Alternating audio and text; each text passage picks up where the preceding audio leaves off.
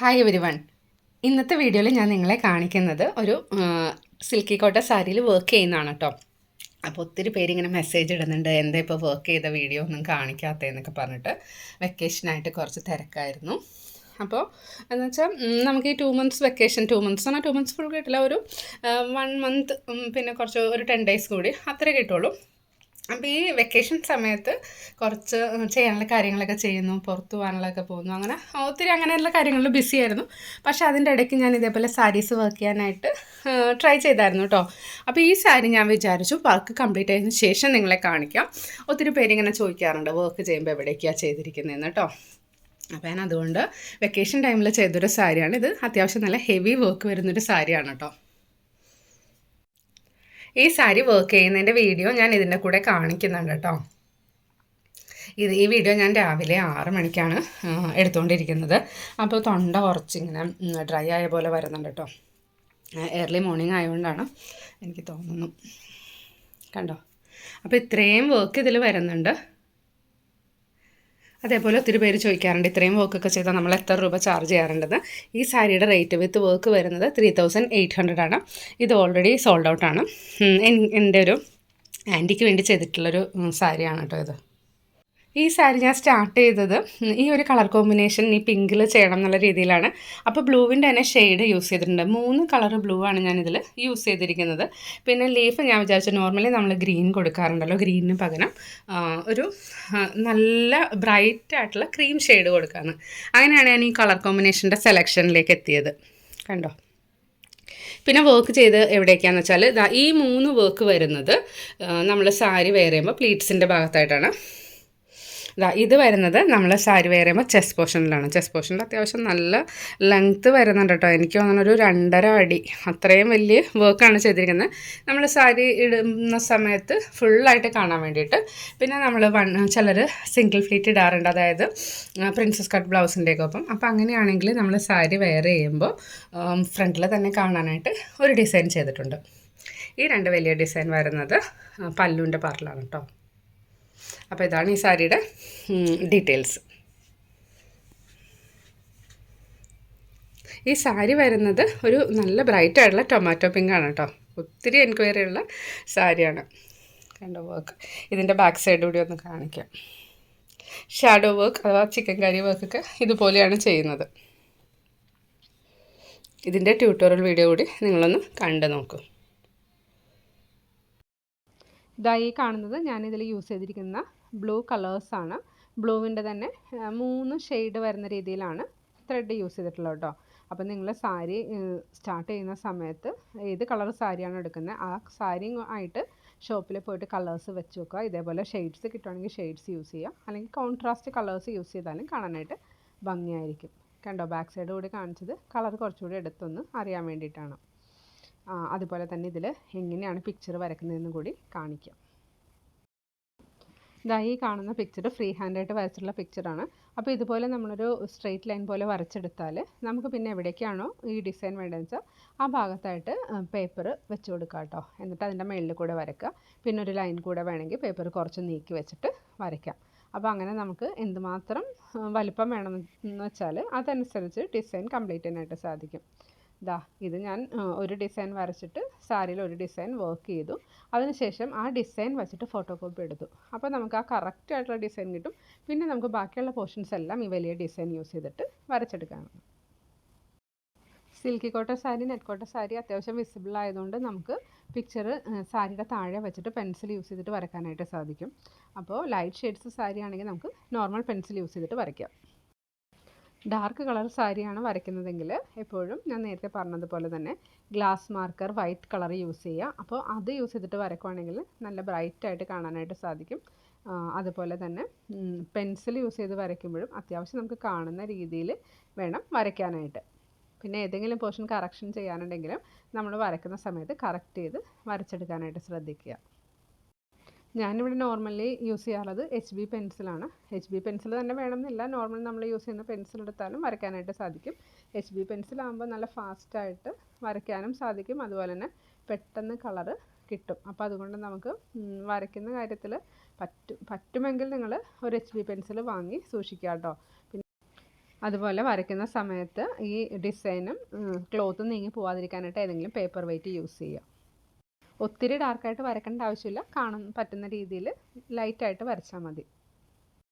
ഇതവിടെ നമ്മുടെ design almost complete ആയിട്ടുണ്ട്. അപ്പോൾ എവിടേക്കാണ് ഡിസൈൻ വേണമെന്ന് വെച്ചാൽ ആ ഭാഗത്തെല്ലാം വരയ്ക്കുക. നെക്സ്റ്റ് നമുക്കൊരു ഫ്ലവർ സ്റ്റാർട്ട് ചെയ്യാം കേട്ടോ. അപ്പോൾ അത് ടൈ ചെയ്തിരിക്കുന്ന ഭാഗം എപ്പോഴും താഴത്തായിട്ട് വന്ന രീതിയിൽ വേണം ടൈ ചെയ്തെടുക്കാനായിട്ട്. ഈ ഡിസൈൻ ചെയ്യുന്ന സമയത്ത് ഞാൻ പിക്ചർ വരച്ചിരിക്കുന്ന സാരിയുടെ നല്ല ഭാഗത്തായിട്ടാണ് കേട്ടോ. അപ്പോൾ അത് ബാക്കിൽ ഷാഡോ വരുന്ന രീതിയിലാണ് നമ്മൾ ചെയ്യുന്നത്. ഇതും പ്രാക്ടീസ് ചെയ്യുവാണെങ്കിൽ കാണാനായിട്ട് നല്ലതായിരിക്കും. എന്താണെന്ന് വെച്ചാൽ ഫ്രണ്ട് സൈഡിലെ ഓരോ പോർഷനും നമുക്ക് കാണാൻ പറ്റുന്നുണ്ട്, നല്ല ഭംഗിയായിട്ട് ചെയ്തെടുക്കാം. അതല്ലാന്നുണ്ടെങ്കിൽ ഹെറിംഗ് ബോൺ സ്റ്റിച്ച് ചെയ്യുന്ന സമയത്ത് അത്ര പെർഫെക്റ്റായിട്ട് ചെയ്താലാണ് അതിൻ്റെ ഫ്രണ്ട് പോർഷൻ ഭംഗി വരുള്ളൂ. അപ്പോൾ നിങ്ങൾ ബാക്കിൽ വരച്ചിട്ട് ചെയ്യുവാണെങ്കിൽ അതും പോലെ ചെയ്യാം, അല്ലാതെ ഇതേപോലെ ഫ്രണ്ടിൽ വരച്ചിട്ടാണെങ്കിൽ അതുപോലെയും ചെയ്യാം കേട്ടോ. അപ്പം 2 ടൈപ്പ് ചെയ്യുന്നതിൻ്റെ വീഡിയോ ഞാൻ അപ്ലോഡ് ചെയ്തിട്ടുണ്ടായിരുന്നു. എന്തെങ്കിലും ഡൗട്ട് തോന്നുവാണെങ്കിൽ പ്രീവിയസ് വീഡിയോസ് ഒന്ന് റെഫർ ചെയ്ത് നോക്കുക. ആദ്യമായിട്ട് സാരി വർക്ക് ചെയ്യുന്നവരാണെങ്കിൽ ഡയറക്റ്റ് സാരി ചെയ്യാതെ ഏതെങ്കിലും ഒരു ക്ലോത്തിലൊന്ന് പ്രാക്ടീസ് ചെയ്യുക. അതിനുശേഷം മാത്രം സാരിയിൽ വർക്ക് ചെയ്യാനായിട്ട് സ്റ്റാർട്ട് ചെയ്യുക കേട്ടോ. ഹെറിംഗ് ബോൺ സ്റ്റിച്ച് ചെയ്യുന്ന സമയത്ത് ഒരു കാര്യം പ്രത്യേകം ശ്രദ്ധിക്കേണ്ടത്, നമ്മൾ ചെയ്യുന്ന സ്റ്റിച്ചിൻ്റെ ആ ഒരു ലെങ്ത്ത് വരുന്നത്, അതായത് ഓരോ സ്റ്റിച്ചസ് തമ്മിലുള്ള അകലം ഒത്തിരി കൂടാതെ അത്യാവശ്യം അടുത്തടുത്ത് വരുവാണെങ്കിൽ സ്റ്റിച്ച് കാണാനായിട്ട് ഭംഗിയായിരിക്കും. അതേപോലെ ബാക്കിൽ വരുന്ന ഷാഡോയും കാണാനായിട്ട് നല്ല ഭംഗിയായിരിക്കും. ഒരുപാട് പേര് ചോദിക്കുന്ന ഡൗട്ടാണ് സിൽക്കി കോട്ട സാരി വർക്ക് ചെയ്യാനായിട്ട് ഈസി ആണോ എന്ന്. സിൽക്കി കോട്ട സാരിയിൽ ഇതേപോലെ ഷാഡോ വർക്ക് ചെയ്യാനായിട്ട് ഈസിയാണ്. അതേപോലെ കോട്ടൺ കോട്ട സാരി വർക്ക് ചെയ്യാനായിട്ട് ഈസിയാണ് കേട്ടോ. അതേ സമയത്ത് സോഫ്റ്റ് ഓർഗൻഡി സാരി വർക്ക് ചെയ്യുന്ന സമയത്ത് നമുക്ക് കൈക്ക് കുറച്ചുകൂടി സ്ട്രെയിൻ വരും. എന്ന് വെച്ചാൽ നല്ല അടുത്തടുത്ത ഇഴകളാണ് ആ സാരിയിൽ വരുന്നത്, അതായത് ഒട്ടും ഗ്യാപ്പ് ഇല്ലാത്ത പോലത്തെ വീവിങ് ആണ് ആ സാരിയുടെ. അപ്പോൾ അതുകൊണ്ട് കുറച്ച് നമ്മൾ പ്രസ് ചെയ്ത് ഈ നീഡിൽ പുഷ് ചെയ്തെടുക്കേണ്ടി വരും. അപ്പോൾ അതുകൊണ്ട് സിൽക്കി കോട്ട ഞാൻ വർക്ക് ചെയ്യുന്നതിൽ എനിക്ക് ഏറ്റവും ഈസി ആയിട്ട് ചെയ്യാൻ പറ്റിയൊരു മെറ്റീരിയലായിട്ട് എനിക്ക് തോന്നി. അതേപോലെ വർക്ക് ചെയ്ത് കഴിയുമ്പോഴും കാണാനായിട്ട് നല്ല ഭംഗിയാണ്. പിന്നെ നമുക്കൊരു ഫങ്ഷണൽ വെയർ ആയിട്ട് പോലും വെയർ ചെയ്യാൻ പറ്റിയൊരു മെറ്റീരിയലാണ് സിൽക്കി കോട്ട. ഈ സാരി വർക്ക് ചെയ്യുന്ന സമയത്ത് എല്ലാ ഡിസൈൻ, അതായത് ഓരോ ഡിസൈനിൻ്റെ ഓരോ പാർട്ടും ഈ സെയിം സ്റ്റിച്ച് യൂസ് ചെയ്തിട്ടാണ് കേട്ടോ ചെയ്തിരിക്കുന്നത്. മിഡിലിൽ വന്നിരിക്കുന്ന സർക്കിൾ നമ്മൾ ഹെറിംഗ് ബോൺ സ്റ്റിച്ച് തന്നെയാണ് യൂസ് ചെയ്തിരിക്കുന്നത്. അപ്പോൾ നിങ്ങളൊരു ക്ലോത്തിൽ പ്രാക്ടീസ് ചെയ്യുന്ന സമയത്ത് ഈ ലീവ്, അതായത് ഫ്ലവറിൻ്റെ ഒരു പെറ്റലും അതേപോലെ ലീഫ് പിന്നെ സർക്കിൾ, ഈ 3 ഡിസൈനും വരച്ചിട്ട് അതിലൊന്ന് പ്രാക്ടീസ് ചെയ്ത് നോക്കുക. അതിന് ശേഷം മാത്രം സാരിയിൽ വർക്ക് ചെയ്യാനായിട്ട് ട്രൈ ചെയ്യുക കേട്ടോ. അതേപോലെ കളർ കോമ്പിനേഷൻ, ഒത്തിരി പേര് ചോദിക്കും എങ്ങനെ നമ്മളൊരു കളർ സെലക്ട് ചെയ്യും എന്നൊക്കെ. അപ്പോൾ കുറച്ച് കാര്യങ്ങൾ നമ്മൾ പിൻട്രസ്റ്റിലോ യൂട്യൂബിലൊക്കെ സെർച്ച് ചെയ്താൽ നിങ്ങൾക്ക് കളർ കോമ്പിനേഷൻ കിട്ടും. അതല്ലാന്നുണ്ടെങ്കിൽ സാരി ത്രെഡ് വാങ്ങുന്ന സമയത്ത് സാരി കൊണ്ടുപോയിട്ട് ത്രെഡ് വെച്ച് നോക്കുക. ഒത്തിരി കളേഴ്സ് ഷോപ്പിലുണ്ടാവുമല്ലോ, അപ്പോൾ ത്രെഡ് വെച്ച് നോക്കിയിട്ട് ഏത് കളറാണ് അതിന് മാച്ച് ആവുന്നതെന്ന് നോക്കിയിട്ട് അതനുസരിച്ചിട്ട് വാങ്ങാം. അതുപോലെ ഒരു സാരി വർക്ക് ചെയ്യുന്ന സമയത്ത് ഒരു ഡിസൈൻ ഏകദേശം എത്ര ത്രെഡ് വേണമെന്ന് മനസ്സിലൊരു കാൽക്കുലേഷൻ നടത്തുക. ചില സമയത്ത് നമ്മൾ ത്രെഡ് വാങ്ങുന്നത് കുറഞ്ഞു പോയാൽ പിന്നീട് ചെല്ലുന്ന സമയത്ത് ആ കളറ് ചിലപ്പോൾ പെട്ടെന്ന് കിട്ടണം എന്നില്ല. അപ്പോൾ അതുകൊണ്ട് സാരി വർക്ക് ചെയ്യുമ്പോൾ എപ്പോഴും നമ്മൾ അതിനാവശ്യമുള്ള ത്രെഡ് കംപ്ലീറ്റ് വാങ്ങിച്ചിട്ട് വേണം വർക്ക് ചെയ്യാനായിട്ട് സ്റ്റാർട്ട് ചെയ്യാൻ. എപ്പോഴും 1-2 ത്രെഡ് എക്സ്ട്രാ വാങ്ങുന്നത് നല്ലതായിരിക്കും. അതുപോലെ സാരിയുടെ സൈഡ് ബോർഡർ ചെയ്യുന്ന സമയത്ത് ഫ്രെയിം ഇടാൻ എളുപ്പത്തിന് വേണ്ടിയിട്ട് നിങ്ങൾക്ക് വേണമെങ്കിൽ ഒരു ക്ലോത്ത് സൈഡിൽ സ്റ്റിച്ച് ചെയ്ത് കൊടുക്കുക. അപ്പോൾ ക്ലോത്തിലേക്ക് കൂടി നീക്കി ഫ്രെയിം ഇടുവാണെങ്കിൽ സൈഡിലെ പോർഷനൊക്കെ ചെയ്യാനായിട്ട് എളുപ്പമായിരിക്കും കേട്ടോ. ഇവിടെ ഇപ്പോൾ ഞാൻ ഫ്രെയിം അഡ്ജസ്റ്റ് ചെയ്താണ് ചെയ്യുന്നത്. അതുപോലെ ചെറിയ പോർഷനൊക്കെ ചെയ്യാനായിട്ട് ചെറിയ ഫ്രെയിമും വാങ്ങാം. ഇപ്പോൾ ഒത്തിരി ടൈപ്പ് ഫ്രെയിമൊക്കെ ഷോപ്സിൽ അവൈലബിൾ ആണ്. ഒത്തിരി പേരിങ്ങനെ ഓവൽ ഷേപ്പ്, സ്ക്വയർ ഷേപ്പ് ഫ്രെയിമൊക്കെ യൂസ് ചെയ്യുന്നത് ഞാൻ കണ്ടായിരുന്നു. അപ്പോൾ അതുപോലെ വേണമെങ്കിൽ നിങ്ങൾക്ക് ചെയ്യാം കേട്ടോ. അതായത് ഇതിൻ്റെ ബാക്ക് സൈഡ്. പിന്നെ നമ്മളിനി ഇതിൻ്റെ നെക്സ്റ്റ് പെറ്റൽസ്, അതായത് ഓരോ പെറ്റൽ കഴിഞ്ഞിട്ട് നമുക്ക് ജസ്റ്റ് കണക്ട് ചെയ്ത് അടുത്തതിലേക്ക് പോവാം. നെക്സ്റ്റ് ഒരു ലീഫ് കൂടി ചെയ്യുന്നത് എങ്ങനെയാണെന്ന് നിങ്ങളെ കാണിക്കാം കേട്ടോ. സെയിം സ്റ്റിച്ച് തന്നെയാണ് നമ്മൾ യൂസ് ചെയ്തിരിക്കുന്നത്. പിന്നെ ആ ഒരു ലീഫിൽ എങ്ങനെ സ്റ്റാർട്ട് ചെയ്യണം, എങ്ങനെ നമുക്ക് എൻഡ് ചെയ്യണം എന്നൊക്കെ ഒരു ഐഡിയ കിട്ടും ഇത് കാണുമ്പോൾ.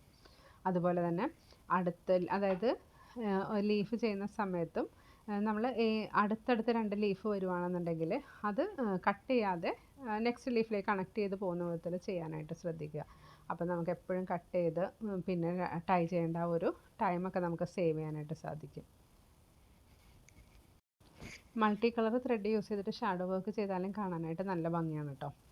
പിന്നെ നെക്സ്റ്റ് ഒരു ഡൗട്ട് എനിക്ക് ക്ലിയർ ചെയ്യാനുള്ളത്, ഇവിടെ ഞാൻ യൂസ് ചെയ്തിരിക്കുന്നത് 6 strands ആണ്. അതായത് 3 strands എടുത്ത് ഫോൾഡ് ചെയ്തിട്ടാണ് 6 strands ആക്കിയിരിക്കുന്നത്.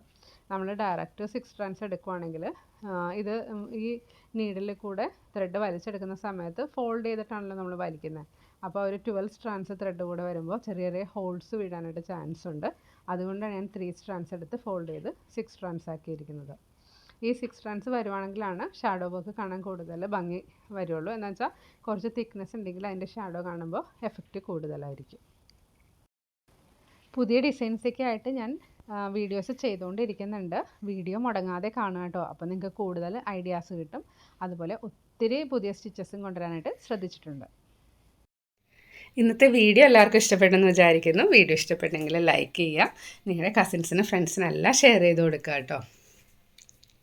Thank you for watching. We'll meet soon.